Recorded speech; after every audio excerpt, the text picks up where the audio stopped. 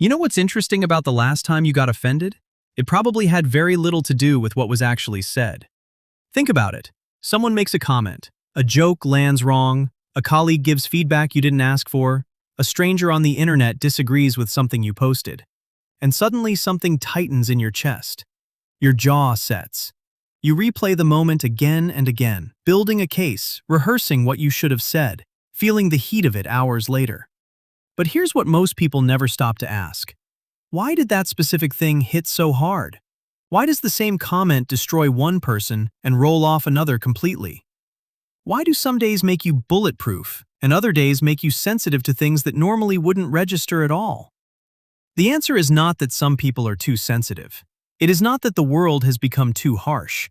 The answer lives inside a structure that psychology has been studying for over a century. A structure so woven into how you experience reality that most people never even notice it is there. The ego. And once you understand what it actually is and why it functions the way it does, you will never experience offense the same way again. What the ego actually is. Here is where most conversations about ego go wrong immediately. They treat it like a character flaw, something arrogant people have in excess, something spiritual practice is supposed to eliminate.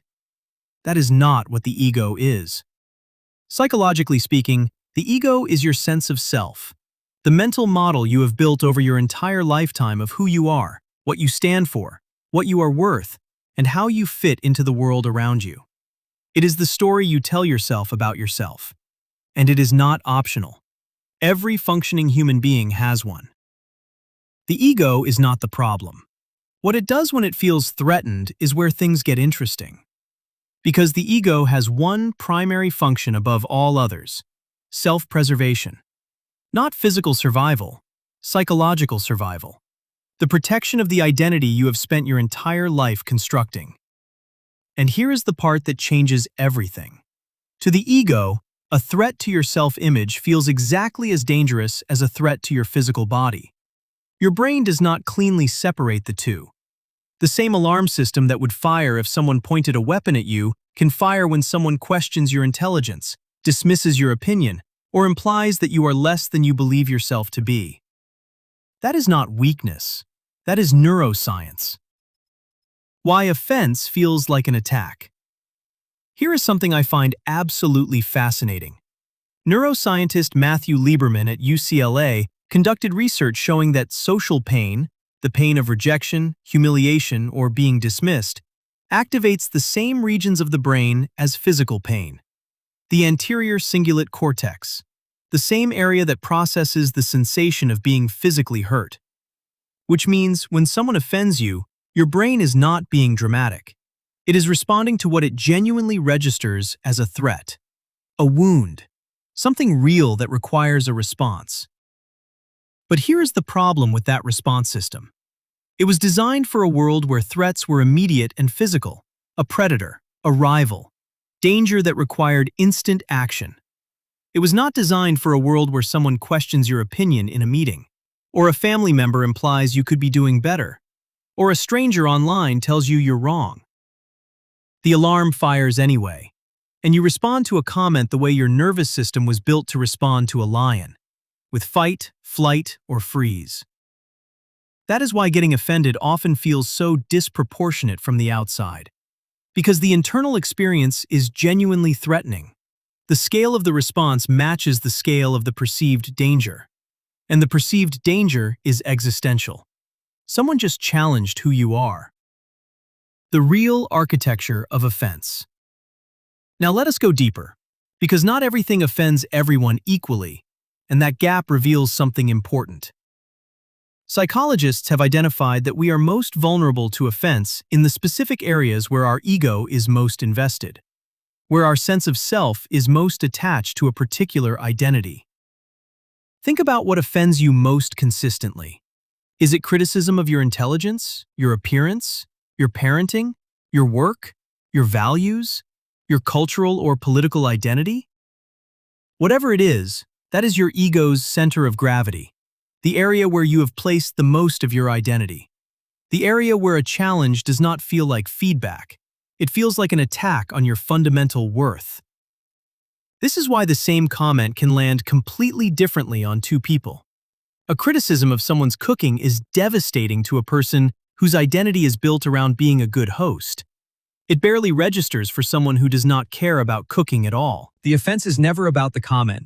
It is always about the distance between what was said and what you need to be true about yourself. The ego and the gap. Here is what I find absolutely fascinating. There is a concept in psychology called the ego ideal. The version of yourself you believe you should be. Intelligent, respected, competent, loved, significant. And then there is the self you are actually experiencing in any given moment.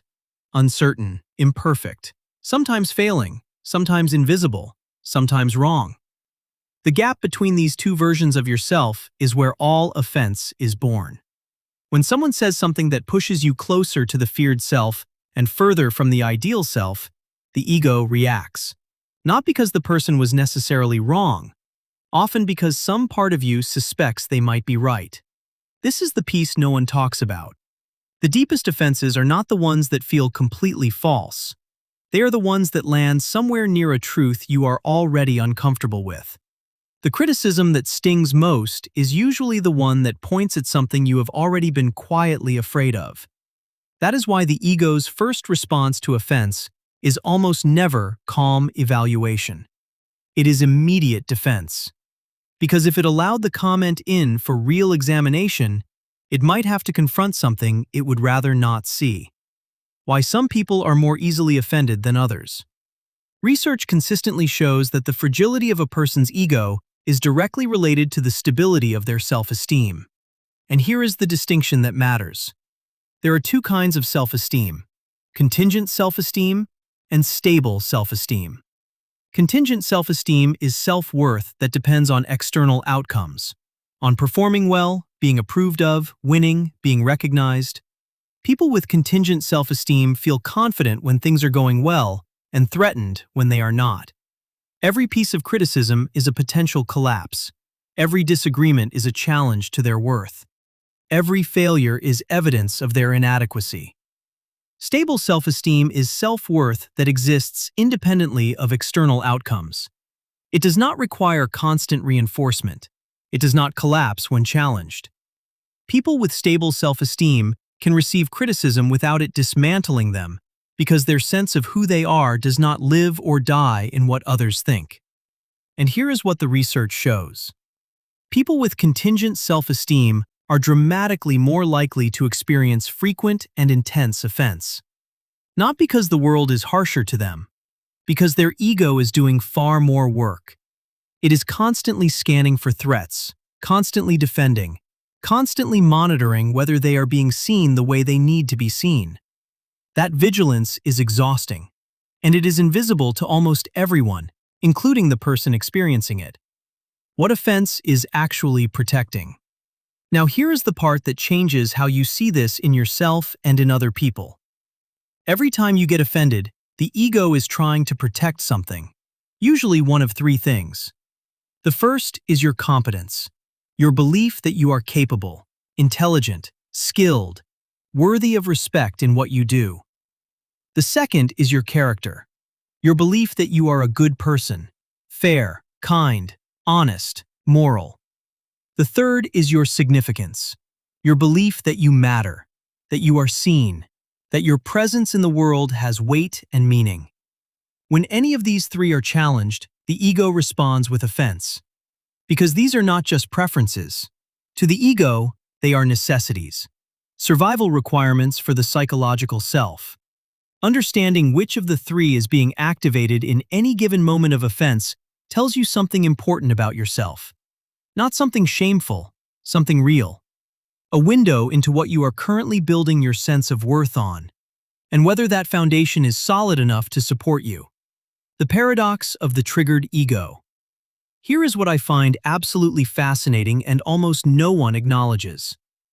The more someone's words affect you, the more power you have given them over your inner life. Without their knowledge, without their consent, often against your own wishes. Getting offended is never neutral. It always costs something. Your peace, your mental space, your energy. Your next several hours, sometimes days, spent replaying and rehearsing. Psychologist Viktor Frankl wrote that between stimulus and response, there is a space. And in that space lies your freedom, the choice of how to respond. But a triggered ego collapses that space almost entirely. The reaction becomes automatic. The replay begins immediately, and the freedom disappears. This is not a moral failing. It is a neurological pattern that was installed long before you had any say in the matter. But it can be interrupted. What actually changes this? Here is the part most psychology videos skip because it requires honesty. Becoming less easily offended is not about caring less.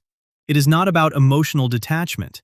It is not about developing a thicker skin, which is advice as useful as telling someone to simply stop feeling things. What actually changes this is shifting the location of your identity.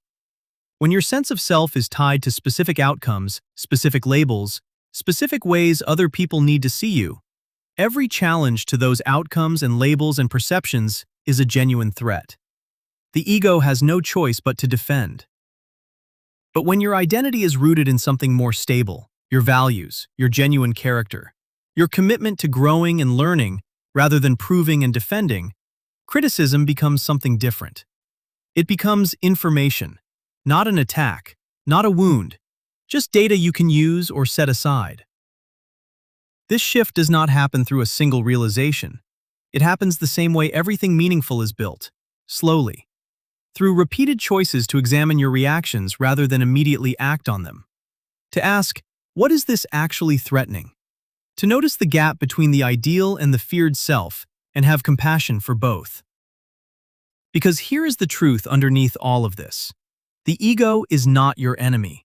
It is a protection system built by a younger version of you who needed to feel safe and worthy in a world that was not always safe or affirming. It did its job, often remarkably well. But you are allowed to outgrow the version of yourself that needs constant defending. You are allowed to build a self that is secure enough to be questioned, humble enough to be wrong, strong enough not to be dismantled by the opinions of people who do not fully know you.